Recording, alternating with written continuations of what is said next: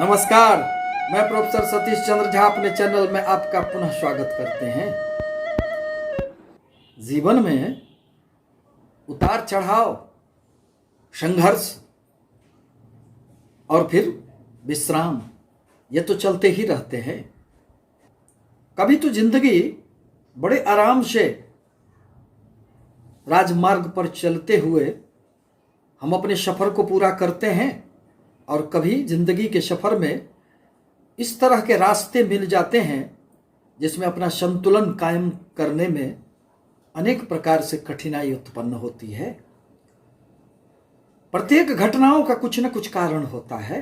अतः अगर जीवन में यह जो उत्थान पतन होता है, यह जो कभी संघर्ष और कभी चैन की जिंदगी हमें मिलती है, ये 9 ग्रहों के गोचरीय प्रभाव का असर होता है। यदि आप ज्योतिष शास्त्र में विश्वास करते हैं, यदि आप धर्म में विश्वास करते हैं, तो व्यक्ति अपने कर्मों के अनुसार ही फल पाता है और इन संघर्षों के लिए 9 ग्रहों के 27 नक्षत्रों में परिभ्रमण का परिणाम भी माना जा सकता है। 6 अप्रैल 2021 को देवगुरु बृहस्पति का राशि परिवर्तन हुआ है और अब वह शनि के सानिध्य से मुक्त होकर शनि की अगली राशि कुंभ राशि में प्रवेश कर चुके हैं। परंतु इसके साथ ही साथ देवगुरु बृहस्पति का, अब जहां तक नक्षत्रों का प्रश्न है, तो वर्तमान में देवगुरु बृहस्पति 5 मार्च से 22 मई 2021 तक धनिष्ठा नक्षत्र में संचरण कर रहे हैं, जिसके स्वामी मंगल देव को माना गया है एवं इसके राशि स्वामी शनि होते हैं। पुनः यह राहु की शतभिषा नक्षत्र में गोचर करेंगे और 20 जुलाई से पुनः मंगल की धनिष्ठा नक्षत्र में प्रवेश कर जाएंगे।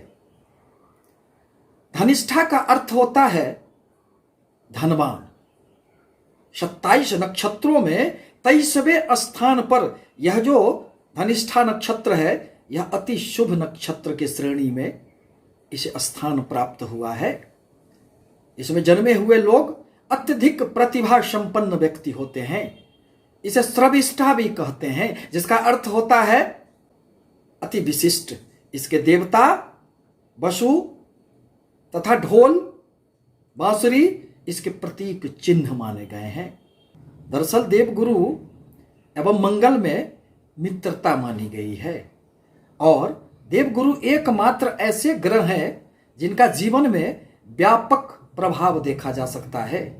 दरअसल कुंडली में धन, ज्ञान, शिक्षा, संतान, दाम्पत्य सुख, भाग्य, कर्म एवं लाभ के लिए देवगुरु बृहस्पति ही कारक माने गए हैं। यदि किसी कुंडली में देवगुरु की अच्छी स्थिति हुई, केंद्र त्रिकोण में यदि बैठे हुए हों, स्वगृही अथवा उच्च के बैठे हुए हों, मित्र क्षेत्रीय बैठे हुए हों, तो जीवन में आपको इन सभी क्षेत्रों में निश्चित रूप से सफलताएं प्राप्त होगी।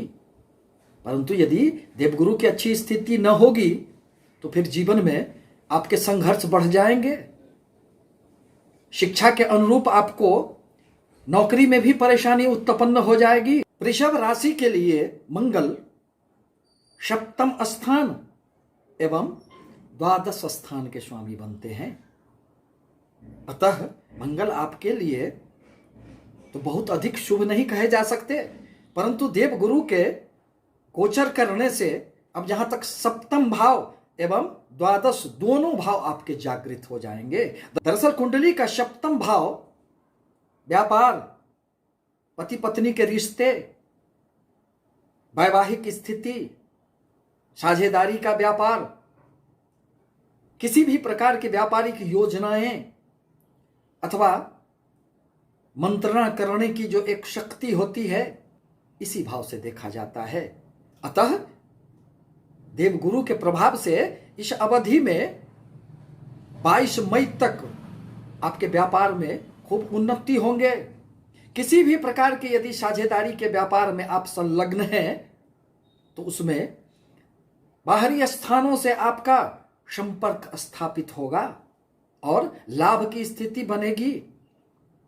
पति पत्नी के मध्य यदि किसी भी प्रकार की कोई सामंजस्य का अभाव चल रहा था तो उसमें निश्चित रूप से कुछ कमियां देखी जा सकती है और आप अपनी योजनाओं के बल पर, आप अपने मंत्रणा के बल पर अपने व्यापार में इस अवधि में निश्चित रूप से सफलताएं प्राप्त करेंगे।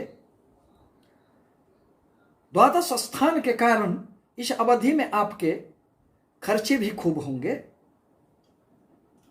व्यापार के सिलसिले में आपकी यात्राएं हो सकती है। इन यात्राओं से आपको अपने भविष्य के लिए निश्चित रूप से सहायताएं मिलेगी।